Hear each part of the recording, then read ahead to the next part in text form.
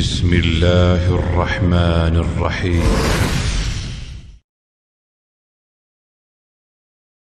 والصلاة والسلام على أشرف الأنبياء والمرسلين وعلى آله وصحبه ومن تبعهم بإحسان إلى يوم الدين، أما بعد.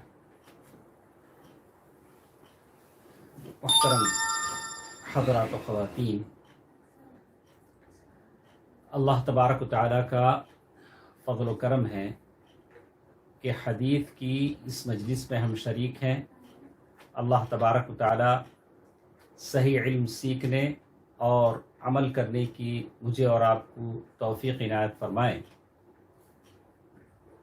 امام نووی رحمہ اللہ کی 40 حدیثیں ہمارے ساتھ ہیں۔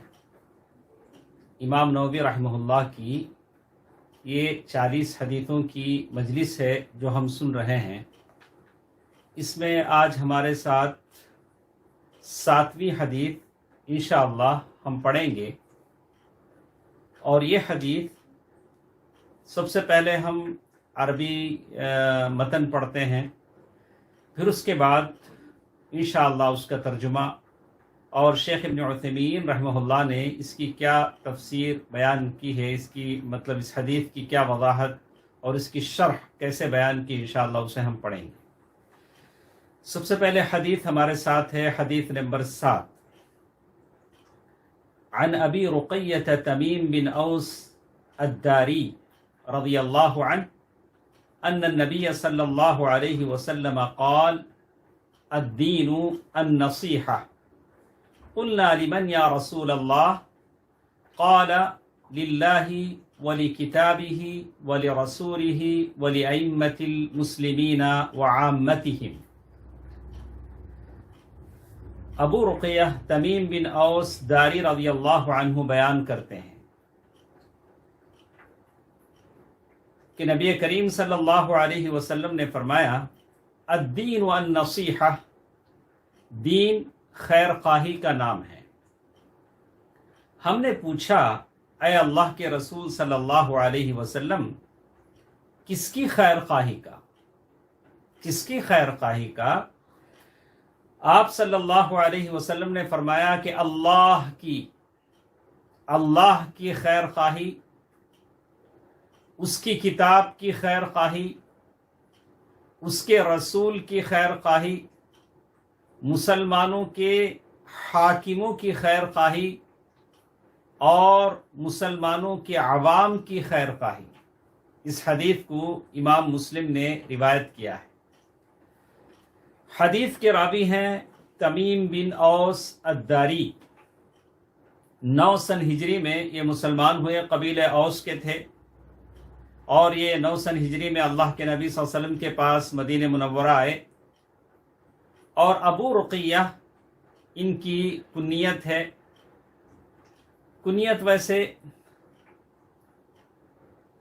ابو رقیہ، جیسے رقیہ کی جگہ کوئی جیسے کہا جاتا ہے، یہ تو تالیف ہے، ویسے کبھی شیخ نے لکھا کہ کبھی جانوروں کے نام سے بھی کنیت ہو جاتی ہے، جیسے ابو ہریرہ رضی اللہ تعالی عنہ کی کنیت ابو ہریرہ ہے۔ تمیم بن اوس داری رضی اللہ عنہ، ان سے مشہور حدیث الجساسہ آپ نے کبھی سنا ہوگا علماء سے، بہت مشہور حدیث ہے۔ اللہ کے نبی صلی اللہ علیہ وسلم نے ممبر پر اس کو بیان کیا، حدیث الجساسہ، جس کا ذکر تمیم داری رضی اللہ تعالی عنہ نے اللہ کے نبی صلی اللہ علیہ وسلم سے کیا تھا۔ یہ مشہور صحابی تمیم بن اوس داری رضی اللہ تعالی عنہ ہیں، اور حدیث ہے الدین والنصیحہ۔ اس حدیث کے بارے میں علماء کرام کہتے ہیں یہ بڑی عظیم الشان حدیث ہے، ساری چیزوں کو اس حدیث نے اپنے اندر جمع کیا ہے۔ پورے دین کو نصیحت اور خیر خواہی میں محصور کر دیا گیا ہے، کیونکہ جب تک مسلمانوں میں یہ چیز باقی رہے گی کہ وہ ایک دوسرے سے خیر خواہی کرتے رہیں گے، ان کا دین مضبوط رہے گا۔ اللہ کے ساتھ، اس کی کتابوں کے ساتھ، اس کے رسولوں کے ساتھ، اس کے ائمہ کے ساتھ، اور پھر مسلمان اپنے ائمہ کے ساتھ اور ولعامتہم اور اپنے عام لوگوں کے ساتھ جب تک ہم خیر خواہ ہیں ہمارا یہ دین مضبوط رہے گا. جب یہ چیزیں کمزور پڑ جائیں گی تو خود بھی ہم زندگی کے تمام میدانوں میں زوال انحطاط کا شکار ہو جائیں گے. آج ہماری حالت یہ ہے. ہمارے بیچ یہ ربط، یہ جو جوڑ ہے، جو تعلق ہے، ختم ہو گیا ہے. تو ہماری خود بخود ہم تمام میدانوں میں کمزور پڑ گئے ہیں. اللہ سے ہمارا تعلق کمزور ہے، اللہ کی کتابوں سے تعلق کمزور ہے، اللہ تبارک و تعالیٰ کے رسولوں سے کمزور ہے، اور خود اپنے عمراء، علماء، حکماء سے کمزور ہے. خود آپس میں ایک دوسرے کا تعلق کمزور ہے. یہاں ایک لفظ جو استعمال ہوا ہے، الدین النصیحہ، دین خیر خواہی کا نام ہے. نصیحہ، نصیحت کسے کہتے ہیں؟ علماء نے جیسے کہا کہ نصیحت خلوص کے معنی میں آتا ہے، یعنی مطلب خالص چیز کو نصح، جیسے کہتے ہیں کہ نصحت العسل، میں نے شہد کو بالکل موم سے الگ کر لیا. یعنی ناصح، نصیحہ خالص چیز کو کہتے ہیں. تو ویسے بھی یہ بالکل ایک جامع لفظ ہے، اس کی ترجمانی اردو میں بھلے ہو سکتی نہیں ہے. الدین النصیحہ، تو اس میں سب سے پہلی چیز اللہ تبارک و تعالیٰ کے ساتھ خیر خواہی کہی گئی. اول وہلا میں یہ بات میرے ذہن میں آ جاتی ہے تو ہم پریشان ہو جاتے ہیں کہ بھئی اللہ کے ساتھ خیر خواہی کیا ہے؟ اللہ تبارک و تعالیٰ کے ساتھ خیر خواہی کیسے ہے؟ تو علماء نے طرح طرح سے اس کی شرح کی. جیسے کہا کہ اللہ تبارک و تعالیٰ پر سچا ایمان، اور اللہ تبارک، یعنی آدمی موحد ہو، اس کا عقیدہ صحیح ہو، یعنی اللہ تبارک و تعالیٰ کی ربوبیت میں، الوہیت میں، اسماء و صفات میں. تو اس کا مطلب یہ ہے کہ آپ اللہ تبارک و تعالیٰ کے لیے ناصح ہیں، مطلب النصیحہ، خیر خواہ ہیں. خیر خواہ کا مطلب یہ ہوا کہ آپ صحیح عقیدے والے بن جائیں. اگر کوئی شخص اللہ تبارک و تعالیٰ کے بارے میں اس کا عقیدہ صحیح نہیں ہے، اور وہ اللہ تبارک و تعالیٰ کی صفات کو نہیں مانتا، اللہ کے دیدار کو نہیں مانتا، کہ تو وہ اللہ تبارک و تعالیٰ کے ساتھ خالص نہیں ہے، اور وہ اللہ تبارک و تعالیٰ کا خیر خواہ نہیں ہے. اسی طرح اللہ تبارک و تعالیٰ کے ساتھ آپ اور ہم خیر خواہ کیسے ہوں گے؟ تو کہا کہ اللہ تبارک و تعالیٰ کی شکر گزاری کرتے رہیں. جو نعمتیں ہم کو ملتی ہیں ان نعمتوں پر ہم اللہ تبارک و تعالیٰ کی شکر گزاری کرتے رہیں، اس کے حکموں کی بجاوری کریں، اور جن باتوں سے اللہ تعالیٰ نے منع کیا ہے اس سے رک جائیں. جن کاموں کو کرنے کا اللہ تعالیٰ حکم دیتا ہے اسے بجا لائیں. اور یہ اللہ تبارک و تعالیٰ کی محبت ہے. اسی کا نام ہے کہ آپ اللہ تبارک و تعالیٰ کے لیے خیر خواہ ہیں، اور اللہ تبارک و تعالیٰ کی عبادت اور بندگی میں اخلاص ہو. اللہ تبارک و تعالیٰ نے خود حدیث قدسی میں کہا، انا اغنى الشرکاء یعنی الشرک. کوئی عمل ایسا کرتا ہے کہ اس میں مجھے اور کسی کو شریک بناتا ہے تو میں اس عمل سے دور ہو جاتا ہوں، میں اس کو چھوڑ دیتا ہوں. تو کہا کہ ہر قسم کی شرک سے آدمی بچ جائے، اور اللہ تبارک و تعالیٰ کی جتنی عبادتیں ہیں اسے خالص اللہ تبارک و تعالیٰ کے لیے بجا لائے.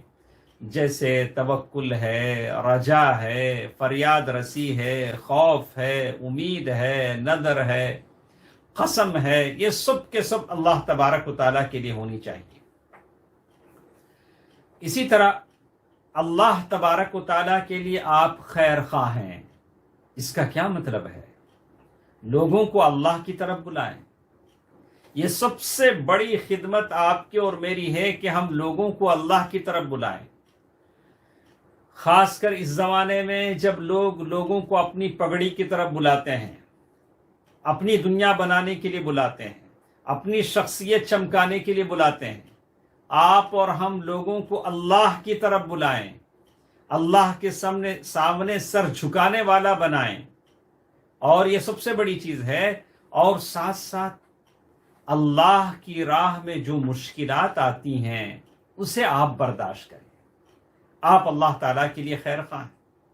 اللہ تعالیٰ کی راہ میں جو بھی مشکلات آپ کو آئیں آپ اسے برداشت کریں اور ہنستے ہوئے ان حالات کا مقابلہ کریں کہ میں اللہ کا جانباز سپاہی ہوں، میں اللہ کے لیے خیر خواہ ہوں. تو معلوم یہ ہوا کہ اللہ تبارک و تعالیٰ کے لیے خیر خواہ ہونے کا یہی مطلب ہے، اور اس پر صبر سے کام بھی لینا ہوگا.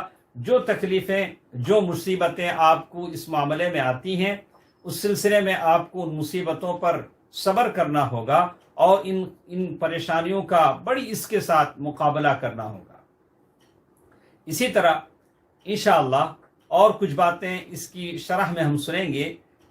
شیخ ابن عثیمین رحمہ اللہ نے اس کی شرح میں کیا باتیں کہی ہیں اس شرح کو ہم پڑھیں گے.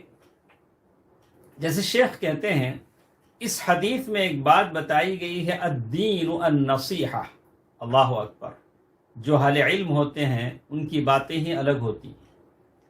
شیخ پہلے دین کے لفظ کی شرح کرتے ہوئے کہتے ہیں الدین، دین کے بارے میں کہتے ہیں کہ دین دو ٹائپ کا ہوتا ہے، دین العمل و دین الجزا.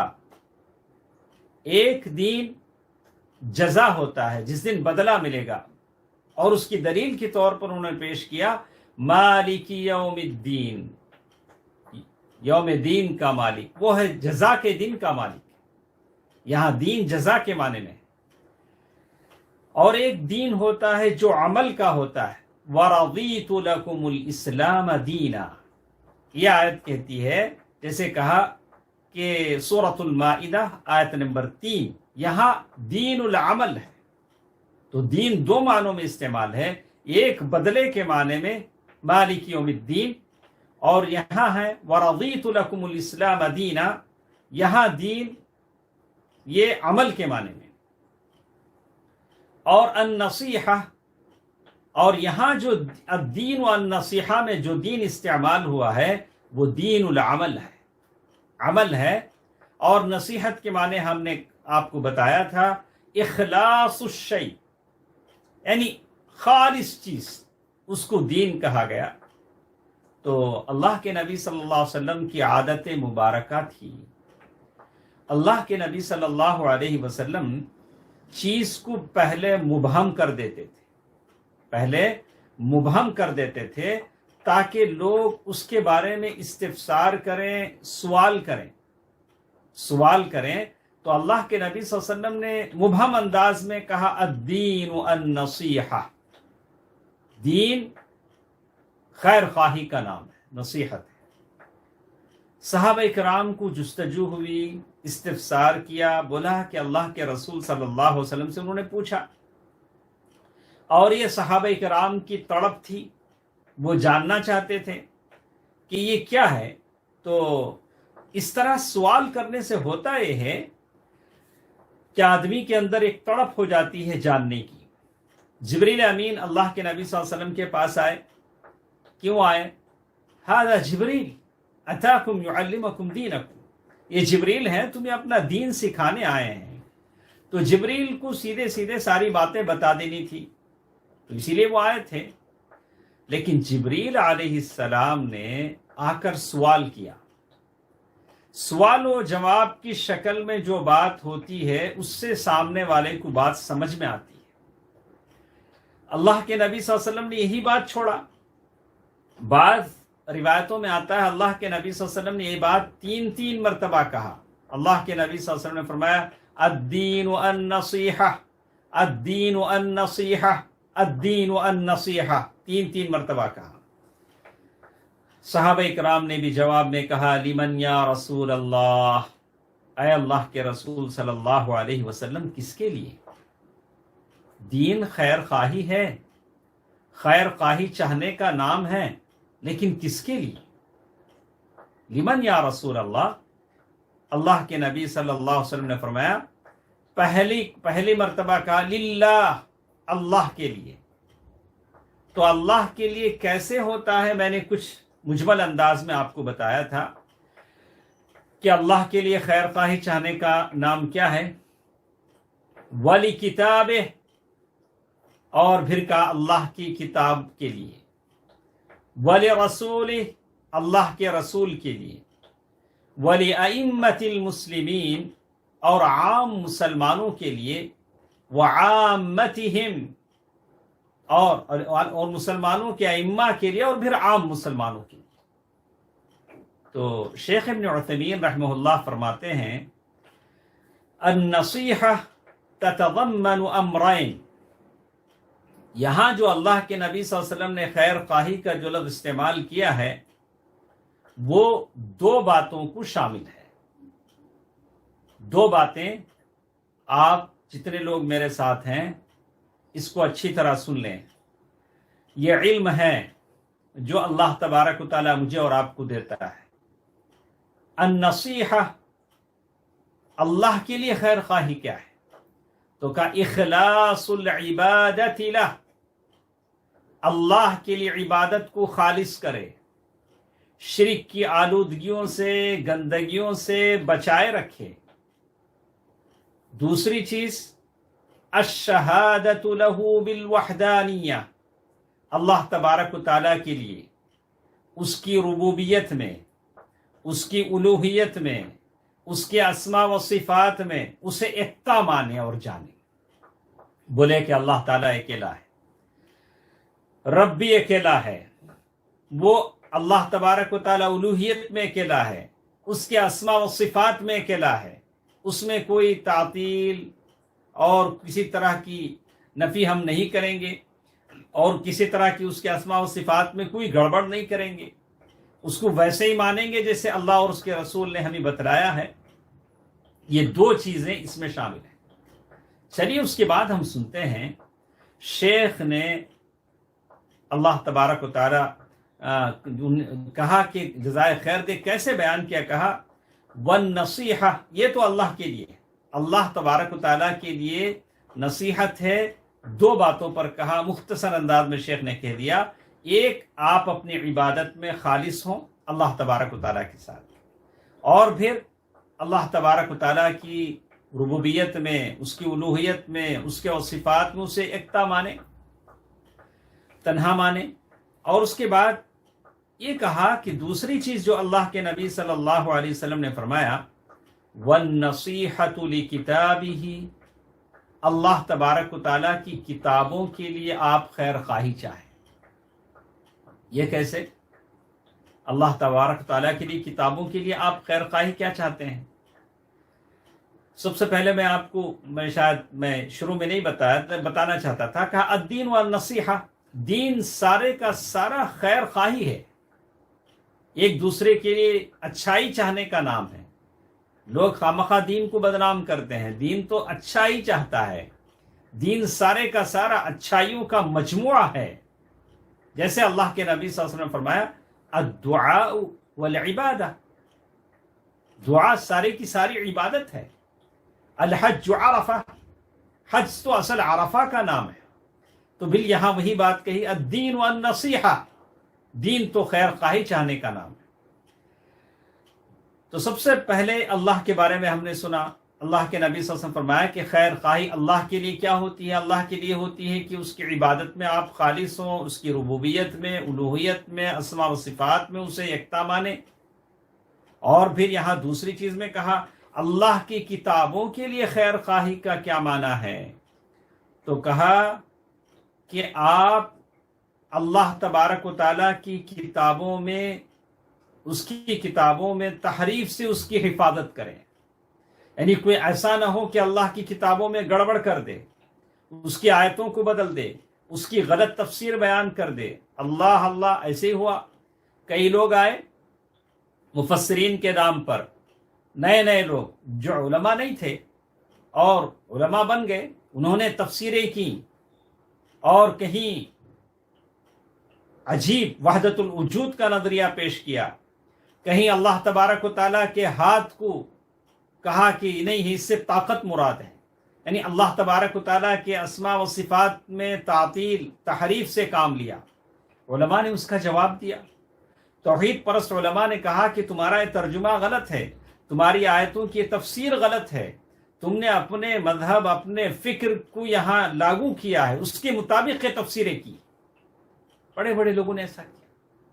تو اللہ کی کتابوں کے متعلق آپ کا حق بنتا ہے، جب بھی آپ دیکھیں ان کتابوں کی تفسیر میں ان کی آیتوں میں گڑبڑ ہو رہی ہے تو آپ اس کا دفاع کریں۔ دوسری چیز، تصدیق خبرہ تصدیقا جازما لا مریۃ فیہ، اللہ کی کتابیں جس بات کی تصدیق خبر دیتی ہیں اسے آپ سچا مانیں۔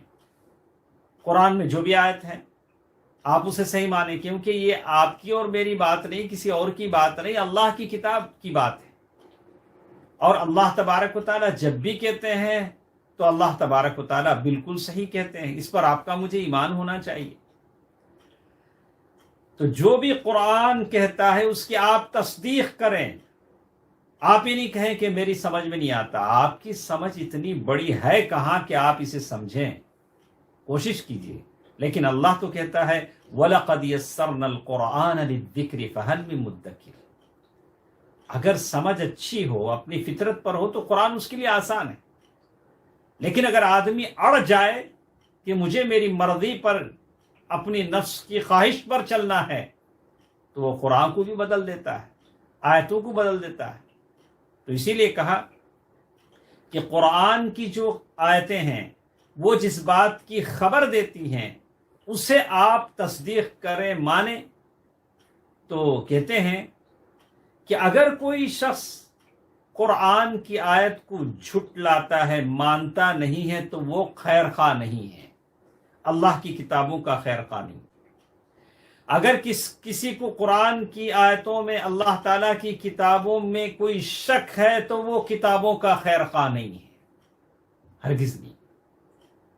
اسی طرح تیسری چیز جو شیخ نے لکھا، امتثال اوامر، قرآن میں جن باتوں کو حکم دیا گیا، علماء نے الگ الگ آیتیں لکھی، کہا الاوامر العملیہ فی القرآن، یعنی ان تمام آیتوں کو الگ کیا جس میں عمل کرنے کی باتیں اللہ تعالیٰ نے کہیں۔ انشاءاللہ کبھی موقع ہے تو ہم کہیں گے، بیان کریں گے کہ قرآن میں وہ کہاں کہاں وہ آیتیں ہیں جس میں حکم ہے اس بات کا کہ یہ کریں۔ ولا تقربوا الفواحش، جہاں روکا گیا، کبھی حکم دیا گیا، اوفوا الکیل، کہا کہ ناپ تول برابر کرو، اقیموا الصلاۃ، نماز کی پابندی کرو، آتوا الزکاۃ، زکوٰۃ ادا کرو، اعبدوا ربکم، تمہارے رب کی عبادت کرو، الاوامر العملیہ فی القرآن۔ برکت، جہاں جہاں قرآن آپ کو، جیسے کلوا من الطیبات واعملوا صالحا، لوگوں حلال چیزیں کھاؤ، نیک عمل کرو، یہ سب کمانڈز ہیں، حکم ہے جو اللہ تعالیٰ آپ کو دیتے ہیں، تو اسے آپ کو ماننا پڑے گا، مجھے ماننا پڑے گا۔ تو اگر ہم قرآن کی ان آیتوں کو مانتے نہیں ہیں، قرآن کی ان اوامر کو ہم مانتے نہیں ہیں، تو ہم نے صحیح معنی میں قرآن کی خیر خواہی نہیں کی، قرآن کو ہم نے نہیں مانا۔ اور اسی طرح آپ دیکھیں گے اجتناب ما نہا عن، قرآن جس چیز سے روکتا ہے آپ رک جائیں، میں رک جاؤں۔ قرآن نے کئی چیزوں سے روکا ہے، سود سے روکا ہے، زنا سے روکا ہے، شراب سے روکا ہے۔ جب شراب کی حرمت کی آیتیں نازل ہوئی تو حضرت عمر بن خطاب رضی اللہ عنہ نے کہا انتہا، یعنی ہم لوگ باز آ گئے، اب ہم نہیں پئیں گے، ہم باز آ گئے۔ تو قرآن کی آیت ایسے نازل ہوتی تھی، اور رات میں پردے کا حکم نازل ہوا، فجر کے وقت جو عورتیں گئی تو پردے میں چھپ کر مسجد گئی، رحم اللہ نساء الانصار۔ تو کہتے ہیں تو قرآن نے جن آیتوں میں منع کیا ہے اس سے آدمی رک جائے، یہ قرآن کے ساتھ، اللہ کی کتابوں کے ساتھ خیر خواہی ہے۔ اور بالکل ایسے ہی قرآن میں جو احکام ہیں، وراثت کے احکام ہیں، دیت کے احکام ہیں، پردے کے احکام ہیں، اللہ کے رسول صلی اللہ علیہ وسلم کی اتباع کے احکام ہیں، ان تمام کو آدمی بجا لائے تو یہ قرآن کے ساتھ خیر خواہی کی بات ہے کہ وہ قرآن کے ساتھ خیر خواہ ہے۔ اور چھٹی چیز ہمارے ساتھ یہ بھی ہے کہ ہم اس بات پر ایمان لائیں کہ یہ قرآن اپنے الفاظ کے ساتھ، اپنے حروف کے ساتھ، اس کے معانی کے ساتھ اللہ تبارک و تعالیٰ کی طرف سے ہے۔ بِأَنَّ هَذَا الْقُرْآنَ کلام اللہ عز وجل حروفہ ومعناه، یہ قرآن اس کے حروف اور اس کے معانی کے ساتھ اللہ تبارک و تعالیٰ کے ساتھ سے ہے۔ تکلم به حقیقتاً، اللہ تبارک و تعالیٰ نے حقیقت میں اس پر کلام کیا، یعنی یہ کلام کیا، یہ اللہ کا کلام ہے، اسی لیے ہم سے کلام اللہ کہتے ہیں۔ کلام اللہ المنزل، یہ اللہ تبارک و تعالیٰ کا کلام ہے جو اللہ تبارک و تعالیٰ کی طرف سے اترا ہے۔ وَتَلَقَّاهُ جبریل، اور جبریل نے اللہ تبارک و تعالیٰ سے اسے لیا ہے اور اتارا کسے ہے؟ وَنَزَلَ بِهِ عَلَى قَلْبِ النَّبِي صلی اللہ علیہ وسلم، اللہ کے نبی صلی اللہ علیہ وسلم کے دل پر قرآن کا نزول ہوا ہے۔ عَلَى قَلْبِكَ لِتَكُونَ مِنَ الْمُنذِرِينَ، تو یہ قرآن ہے، آپ اسے اس طرح مانیں گے، اس کے احکام کو مانیں گے، اس کی منع کی چیزوں سے بچیں گے، اور اس بات پر یقین رکھیں گے کہ اس کے معانی اور اس کے حروف سب کے سب اللہ کی طرف سے ہیں۔ بواسطۃ جبریل، جبریل کے واسطے سے اللہ کے نبی صلی اللہ علیہ وسلم سے پہنچے ہیں، تو حقیقت میں ہم نے اللہ تبارک و تعالیٰ کی کتابوں کے ساتھ خیر خواہی کی ہے۔ ایک اور بات ہمارے ساتھ ہے، النصیحۃ لرسولہ، تیسری چیز اللہ کے نبی صلی اللہ علیہ وسلم نے کہا کہ آپ، پہلی بات اللہ کے نبی صلی اللہ علیہ وسلم فرمایا کہ اللہ تبارک و تعالیٰ سے خیر خواہی، دوسری چیز اللہ کے کتابوں کے ساتھ خیر خواہی، یہ ہم نے مکمل کر لیا۔ تیسری چیز ہمارے ساتھ ہے اللہ کے رسولوں کے ساتھ خیر خواہی۔ اللہ کے رسول، جتنے بھی رسول ہیں، کئی رسول آئے اور انہوں نے اپنی اپنی ذمہ داری پوری کی، اور بات کے چند صوفی کہتے ہیں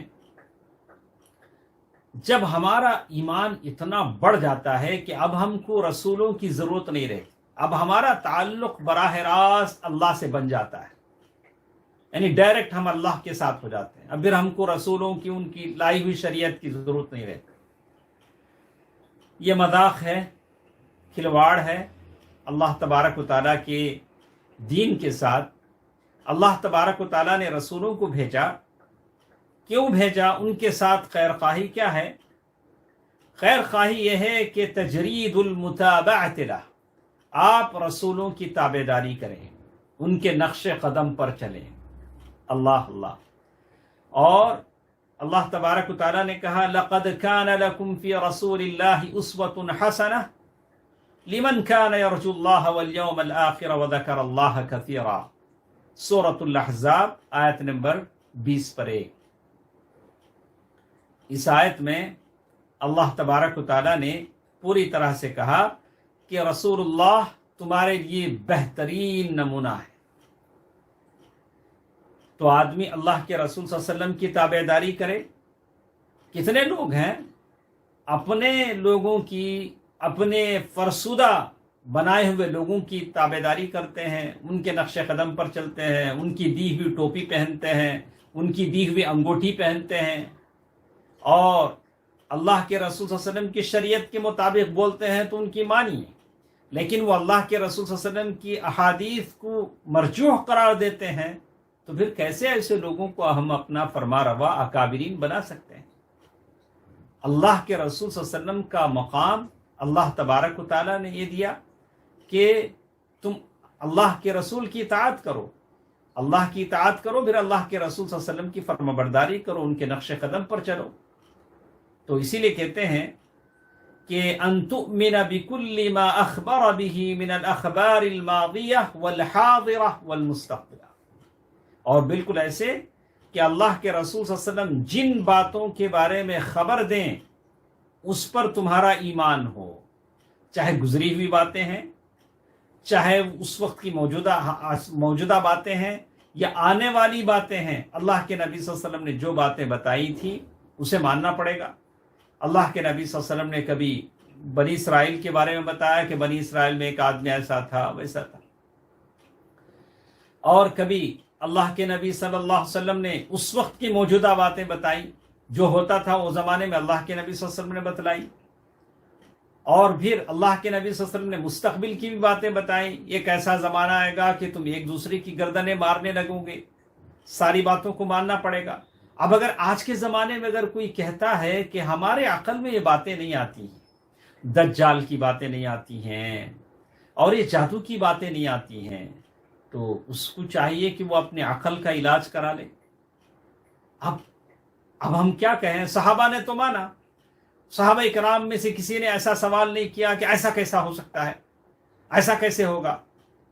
صحابہ کرام رضوان اللہ علیہم اجمعین بالکل ان کی عقلیں ایسی تھیں، سمعنا واطعنا کہتے تھے وہ لوگ، وہ آج کی طرح پختہ عقل والے نہیں تھے، ان کی عقلوں میں یہ بات نہیں آتی ہے، لیکن صحابہ کرام رضی اللہ عنہم ورضوا عنہ اسی لیے وہ جنتی ہیں۔